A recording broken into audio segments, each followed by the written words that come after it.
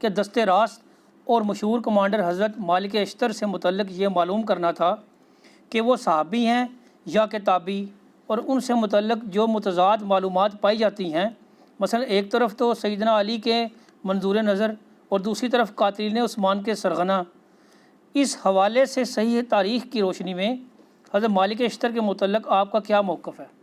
دیکھیں جی، مالک اشتر رحمہ اللہ تعالیٰ تابعین میں سے ہیں۔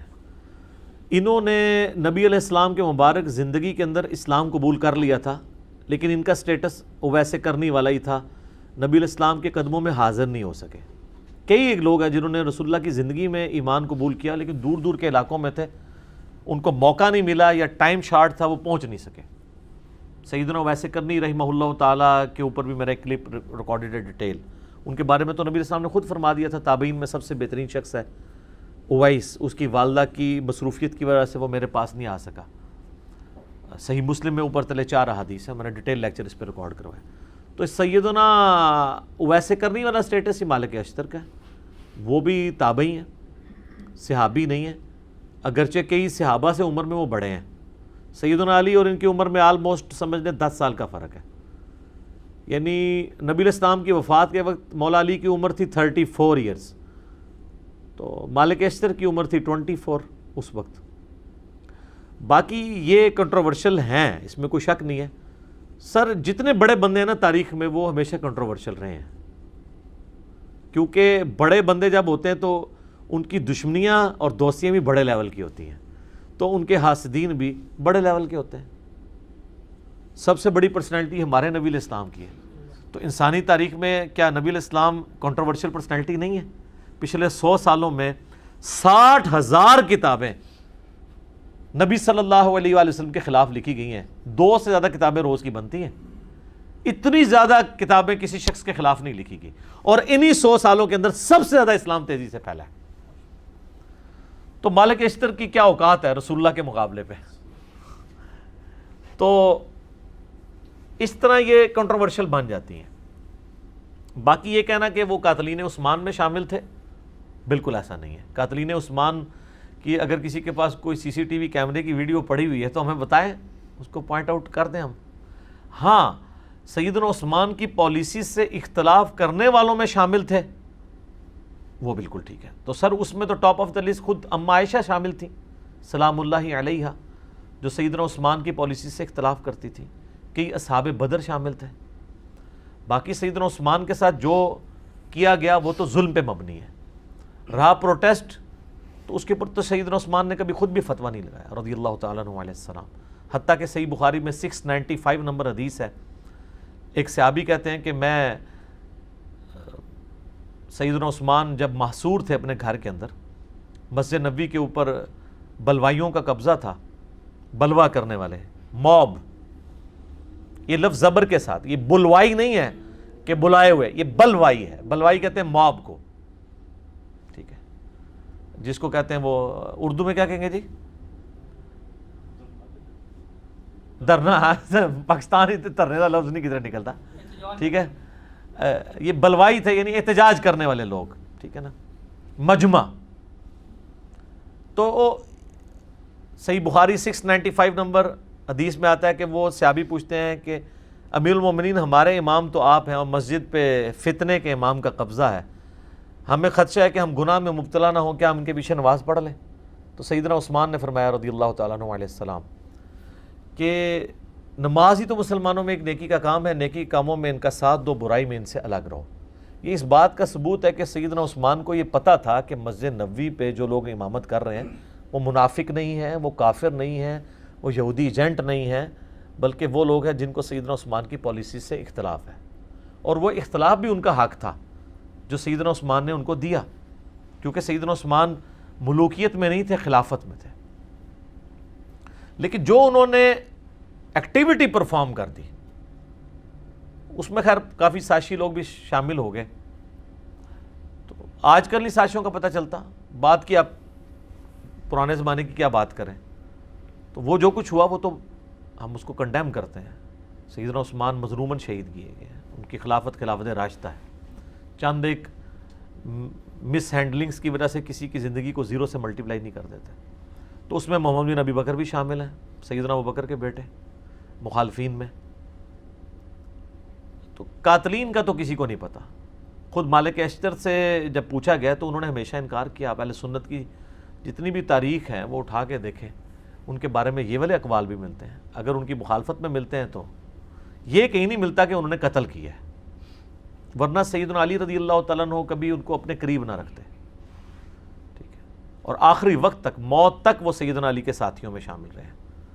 سیدنا علی سے پہلے وہ شہید ہوئے ہیں. ان کو عمرو بن عاص رضی اللہ تعالیٰ عنہ نے زہر دے کے قتل کروایا تھا, کیونکہ محمد بن ابی بکر سے مصر کی جو حکومت ہے سنبھالی نہیں جا رہی تھی. تو سیدنا علی نے کہا کہ تم واپس آ جاؤ, میں مالک اشتر کو بھیج رہا ہوں, چونکہ وہ بہت دلیر آدمی تھے. جنگ صفین میں, جمل میں ان کی بہت بڑی کنٹریبیوشنز ہیں. سمجھ لیں ناقابل شکست کمانڈر تھے حضرت علی کے. وہ راستے میں ان کو دھوکے سے وہ شہد پلا کے مہمان نوازی کر کے ان کو قتل کر دیا گیا. شیعہ کے ہاں یہ بہت رسپیکٹیبل پرسنالٹی ہیں. شیعہ نے ان کے اوپر باقاعدہ, ایران والوں نے فلم بنائی ہوئی ہے مالک اشتر کے اوپر, ان کی زندگی فلم آئی ہے, وہ آپ دیکھ سکتے ہیں. تو ہمارے ہاں تو یہ ہے کہ اہل سنت کے ہاں یہ ملتا ہے کہ حضرت علی کے دستے راست تھے, تابعین میں شامل ہیں, صحابی نہیں ہیں, اور جن لوگوں نے سیدنا عثمان کی پالیسی سے اختلاف کیا ان میں وہ top of the list personalities میں سے تھے. آپ کو پتہ ہے نا, وہ صحیح مسلم میں آتا ہے کہ حضرت عثمان کا منہ بولا تو نہیں کہنا چاہیے, وہ ستیلا بھائی تھا عقبہ ابن ابی معیط کا بیٹا ولید ابن عقبہ, اس کو گورنر لگایا ہوا تھا کوفہ کا, اور وہ اس نے صحیح مسلم میں آتا ہے شراب پی کے نماز پڑھائی. میں نے کربلا والے ریسرچ پیپر میں یہ حدیثیں ڈالی ہیں سیدنا عثمان کی شہادت کے اصلی اسباب کیا ہیں, جعلی اسباب نہیں جو حکمرانوں نے لکھ دی ہیں تاریخ کے اندر, اصلی اسباب جو احادیث کی روشنی کے اندر ہے. تو وہ اس نے نماز پڑھائی اور بعد میں پوچھتا ہے کہ جی میں نے کتنی 2 پڑھائی ہیں 4 پڑھائی ہیں. لوگوں نے کہا کہ تو نے تو مطلب نماز ہی غلط پڑھائی ہے. وہ کہتا ہے میں پھر پڑھا دینا. پھر وہ شکایت پہنچی. بخاری میں بھی حضرت عثمان کے چیپٹر میں اس کا کچھ حصہ موجود ہے. حضرت عثمان نے کہا میں سن رہا ہوں کہ لوگ کہہ رہے ہیں کہ یہ رشتہ داری کا خیال رکھ رہے ہیں تو میں اس کو سزا دوں گا. تو مسلم شریف میں ذرا ڈیٹیل ہے کہ سزا دلوائی اس کو کوڑوں کی. اب حضرت عمر نے وہ کوڑے 80 کر لیے تھے جب شراب لوگ زیادہ پینا شروع ہو گئے تھے, کیونکہ وسعت ہو گئی تھی, وظیفے لگے ہوئے تھے, تو شراب کا معاملہ بڑھ گیا. حضرت ابوبکر صدیق رضی اللہ تعالیٰ عنہ کے دور میں 40 کوڑے شرابی کو لگائے گئے. تو اب اس مسلم شریف میں حدیث ہے, سیدنا علی جو ہے وہ اپنے بیٹے حسن ابن علی سے کہتے ہیں کہ اٹھو اسے کوڑے لگاؤ.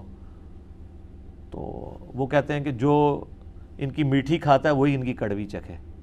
ایسے حکمران ہم پہ مسلط کرتا ہے تو ہم کیوں اس کو ماریں, بنو ہاشم سے یہ لوگ دشمنی کریں گے. تو حضرت حسن اپنے باپ کی بات بھی نہیں مانتے. اب یہ بڑا گہرا جملہ ہے, وہ آپ شہادت عثمان کے اصلی اسباب میں کلپ بھی یوٹیوب پہ دیکھ لیں. خیر پھر ایک اور ساتھی کو سیدنا علی کہتے ہیں, تو وہ 40 جب کوڑے ہوتے ہیں تو حضرت علی کہتے ہیں بس. حضرت عمر 80 لگواتے تھے, مجھے دونوں بہتر لگتے ہیں لیکن 40 زیادہ بہتر ہے. تو 40 کوڑے بھی حضرت علی نے معاف کر دیے ان کو. تو مالک اشتر جو ہیں وہ ایک بڑی اس اعتبار سے پرسنالٹی مانے جاتے ہیں. مولانا مودودی رحمہ اللہ نے خلافت و ملوکیت کے اندر سیدنا علی کا صحیح دفاع کیا جیسا کرنا چاہیے. ایک جگہ انہوں نے بھی ٹھوکر کھائی ہے اس معاملے میں. ان کا موقف تھا کہ ان لوگوں کو حضرت علی کو مین سٹریم میں نہیں لانا چاہیے تھا جو بلیمڈ لوگ تھے. ظاہر وثوق سے تو مولانا مودودی کے پاس بھی کوئی ریکارڈنگ نہیں موجود کہ وہ بتا سکیں, جبکہ سیدنا علی ظاہر ہے کہ وہ سمجھتے تھے کہ یہ صرف بلیمڈ لوگ ہیں, یہ تو بڑے مخلص لوگ ہیں, انہوں نے اسلامی حکومت جو بگڑ رہی تھی اس کے خلاف اس اعتبار سے احتجاج بلند کیا. یہ نہیں کہ حضرت عثمان کو وہ ہٹانا چاہتے تھے ان کی خلافت سے, یہ تو ان کا نہیں تھا نظریہ. تو حضرت علی کی سپورٹ مالک اشتر کے لیے ہونا میرے خیال ہے یہ ڈگری کافی ہے, کیونکہ سیدنا علی کے پیچھے رسول اللہ کھڑے ہوئے ہیں. جنگ جمل صفین نہروان کے اوپر جتنی احادیث ہیں, نبی علیہ السلام نے کہا کہ مخلوق کے بہترین لوگ ہیں جو یہ جنگیں لڑیں گے. تو وہ جنگیں لڑنے والوں میں حضرت علی کا جب کمانڈر ہے آپ اس کو نکال دیتے ہیں تو وہ بشارت تو اس پہ فٹ ہو رہی ہے سیدھی سیدھی. ویسے تو یہ کبھی سمندری جہاد والی فٹ کر دیتے ہیں کسی کے اوپر, کچھ کر دیتے ہیں, کبھی قسطنطینیہ والی پکڑ کے کسی کے اوپر لگا دیتے ہیں, تو ادھر نہیں لگتی ہیں. ادھر بھول جاتے ہیں اور وہ پراپوگنڈا کرتے ہیں، وہ اس لیے صرف کہ، اور یہ ان کے بیٹے بھی پھر سیدنا حسین ابن علی کے ساتھ مخلص تھے۔ مختار ثقفی نے جب قاتلین حسین سے بدلہ لیا ہے تو اس وقت ان کے ساتھ دست راست ان کا بیٹا تھا ابراہیم ابن مالک اشتر، وہ بھی ان کے ساتھ تھے۔ یہ یعنی نخی قبیلہ جو ہے وہ بڑا جاندار قبیلہ تھا، جنگجو لوگ تھے۔ اور ابراہیم نخی جو ہے وہ تابعی، ان کی عمر 46 ایئرز ہوئی ہے ٹوٹل، 50 ہجری میں پیدا ہوئے ہیں، 96 ہجری میں فوت ہو گئے، بخاری مسلم کے راوی ہیں، امام حنیفہ کے دادا استادوں میں شامل ہیں۔ ان کا المعجم الکبیر طبرانی میں قول موجود ہے نا کہ بالفرض اگر میں قاتلین حسین میں شامل ہوتا اور اللہ تعالیٰ قیامت کے دن مجھے معاف بھی کر دیتا اور میں جنت میں بھی داخل ہو جاتا، پھر بھی میں جنت میں رسول اللہ کا سامنا نہ کر سکتا کہ کہیں حضور مجھے پوچھ ہی نہ لیں کہ تو قاتلین حسین میں شامل تھا، حالانکہ اللہ معاف کر چکا ہوا ہے۔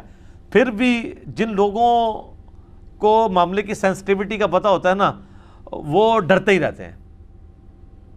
تو یہ ابراہیم نخی یہ بھی اسی قبیلے سے تھے۔ تو مالک اشتر کے بارے میں جی ہمارا یہ موقف ہے۔ باقی ان کو سیدنا علی کے جو باقی جانثار صحابہ میں سے تھے، جو ساتھیوں میں سے، ان کے لیول پہ تو نہیں اب کوئی کہ عمار ابن یاسر کے مقابلے پہ تو نہیں ہم انہیں مانتے، نہ کبھی مالک اشتر یہ جرأت کریں گے کہ وہ کہیں کہ میں عمار ابن یاسر کے مرتبے کا ہوں۔ وہ تو ظاہر ہے رسول اللہ کی صحبت یافتہ تھے، ان کے ساتھ ہم کمپیئر نہیں کر رہے، ہم باقی لوگوں کے ساتھ کمپیئر کر کے ان کی ایک بہادری کو اور حضرت علی کے ساتھ جو ان کی مخلص ساتھی کے طور پہ رہے ہیں، ہم ان کی ریگارڈ کرتے ہیں، ان کی دل سے عزت کرتے ہیں۔ باقی ان کے بارے میں جتنے جھوٹے بلیم ہیں تو وہ سر تاریخ میں آپ کو اس طرح کی پرسنالٹیز کے بارے میں آپ کو کیا کیا باتیں نہیں ملتی ہیں، جب اس کو ڈیپ ڈک کیا جائے تو کیا سے کیا باتیں بن جاتی ہیں۔ تو صرف اس طرح کے دعووں کے اوپر کسی کے اوپر کوئی فتویٰ نہیں لگا دینا چاہیے۔ ٹھیک ہو بیٹے؟ ٹھیک ہے، جزاکم اللہ خیر۔